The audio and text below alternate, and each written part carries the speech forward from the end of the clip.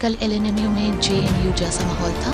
एक तरफ आयसा छात्र संगठन अपने 30 सूत्री मांग पत्रों के साथ अनिश्चितकालीन अनशन पर बैठा है, वहीं दूसरी तरफ मिथिला स्टूडेंट यूनियन यानी एमएसयू के द्वारा यहाँ के रजिस्ट्रार यानी कुल सचिव को फर्जी बताते हुए 1 दिवसीय सांकेतिक धरना पर बैठे। क्या है उनकी मांग और वो क्यों यहाँ के कुल सचिव को फर्जी बताते हैं, चलिए इन्हीं से जानते हैं। विश्वविद्यालय में ललित नारायण मिथिला विश्वविद्यालय का गिनती आया, अव्वल पर आया। क्यों आया? हमने यहाँ संघर्ष के बदौलत ग्रेजुएशन का डिग्री, जो स्नातक का डिग्री होता है, 3 साल में दिलवाने का काम किया है। आपके द्वारा सवाल किया गया कि हमारा संगठन को यहाँ के कुल सचिव फर्जी बताते हैं, तो मैं आपको बताना चाहता हूँ, एक कहावत है कि गले की नब्ज जब पकड़ी जाती है ना तो आदमी बौखला जाता है। वही चीज़ यहाँ के कुल सचिव का है। आज उनका हम लोगों ने नब्ज पे हाथ रख दिया है। उनकी बहाली पे हमने सवाल खड़ा किया है।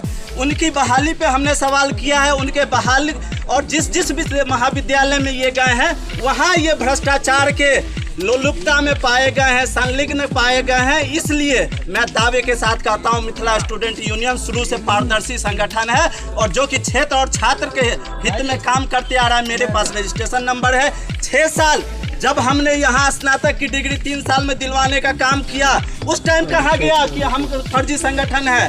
हमने यहाँ के धरोहर के संरक्षण की बात कही, उस टाइम कहा गया कि हम फर्जी संगठन है। हमें कहाँ रोका गया?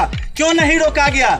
इसका मतलब है कि मैंने आपके नब्ज को पकड़ लिया है, इसलिए आपकी ये बौखलाहट अब झलक रही है। तो मिथिला स्टूडेंट यूनियन चुप रहने वाला नहीं है, आपको बर्खास्त करवा कर ही मानेगी, चाहे हमें राजभवन तक जाना पड़े।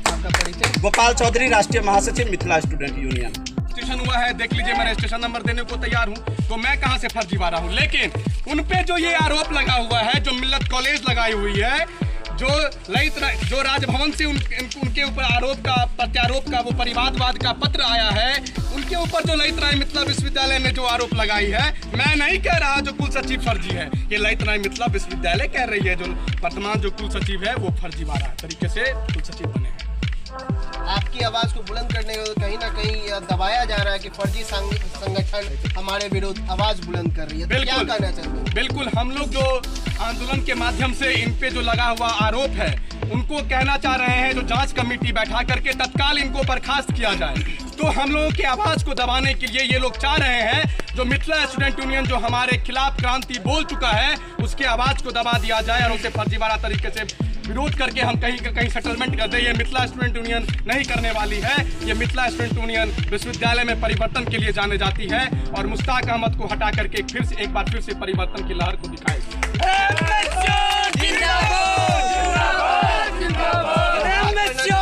जिलाधिकारी महोदय को भी पत्र लिख चुकी है।